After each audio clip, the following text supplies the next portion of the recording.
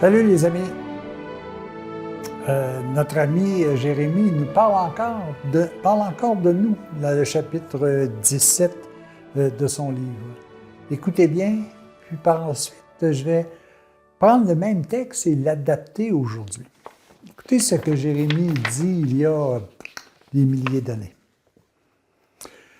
Le péché de Juda est inscrit avec un stylet de fer. Il est gravé avec une pointe de diamant sur la tablette de leur cœur, sur les angles de leurs autels, pour que leurs fils se souviennent de leurs stèles, de leurs pieux sacrés, auprès des arbres verdoyants sur les collines élevées. Je livrerai au pâturage ma montagne qui domine la plaine, ainsi que tes biens, tes trésors et les hauts lieux où tu pêches dans tout le pays. Tu laisseras à l'abandon l'héritage que je t'avais donné. Je ferai de toi l'esclave de tes ennemis sur une terre que tu ne connais pas, car vous avez allumé le feu de ma colère qui ne cessera plus de flamber. Malheureux l'homme qui se fie à un homme, qui s'appuie sur un être de chair, et dont le cœur s'est éloigné du Seigneur. Il est comme un genévrier dans le désert. Il ne ressentira pas le bonheur. Il habitera le sol brûlé du désert, une terre salée où personne ne demeure.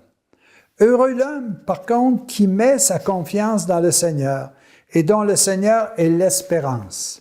Il est comme un arbre planté près des eaux qui étend ses racines sur le ruisseau. Vienne la chaleur, il ne la redoute pas. Son feuillage reste vert. Une année de sécheresse ne l'inquiète pas. Il continue de porter des fruits.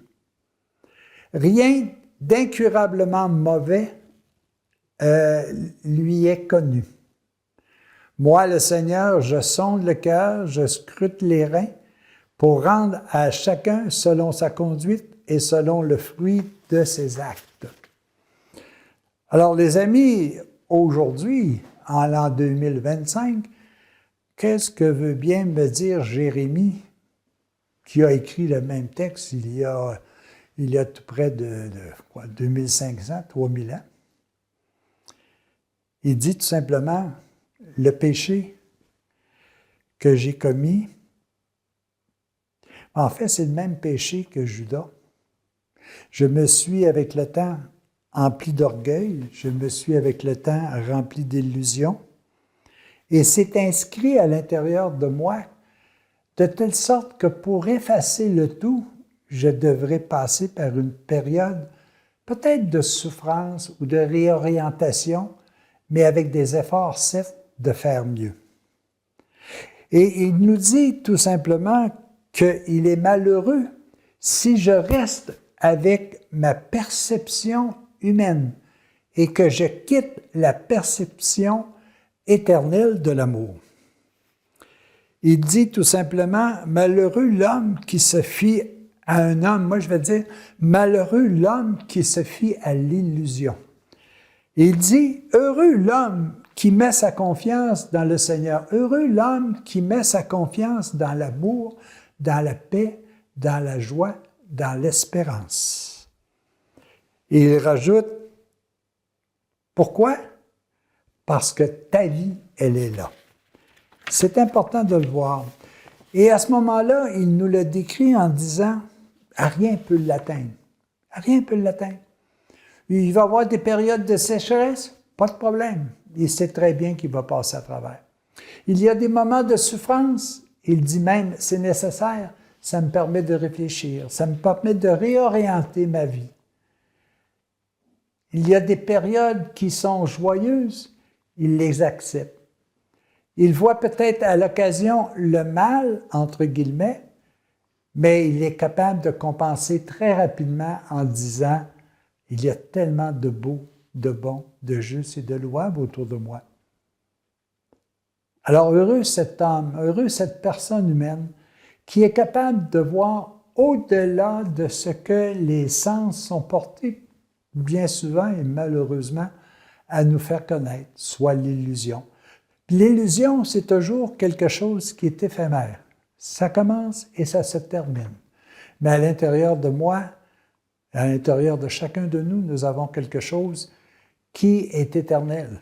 Cet amour, c'est le brin de Dieu qui est à l'intérieur de moi, qui lui est éternel. C'est pas facile ce que je vous dis, parce que bien souvent, moi, je peux discuter avec vous, je peux jaser avec vous, mais il me manque tellement d'amour. Il me manque tellement d'amour pour bien comprendre ce que Dieu veut me faire comprendre. Et c'est pourquoi que j'essaie avec vous, ce que je donne, je le reçois. Je veux comprendre davantage comment l'amour va faire de moi la personne la plus heureuse. Quelqu'un disait un jour, et je l'ai déjà cité à quelques reprises, « Je vous mets au défi de trouver quelqu'un sur terre qui a été plus heureux que moi. » J'aimerais donc, moi aussi, arriver à cette situation-là. Et d'être un peu comme le genévrier qui est tout près de l'eau pure. L'eau pure, ça veut dire quoi? C'est la parole. C'est la parole éternelle, c'est la parole d'amour. Et peu importe ce qui va se produire, je peux toujours me nourrir de cette eau-là. Alors les amis, soyons donc tous un genévrier, soyons donc tous des êtres qui veulent s'abreuver à l'eau de la vie éternelle. Bonne réflexion, les amis.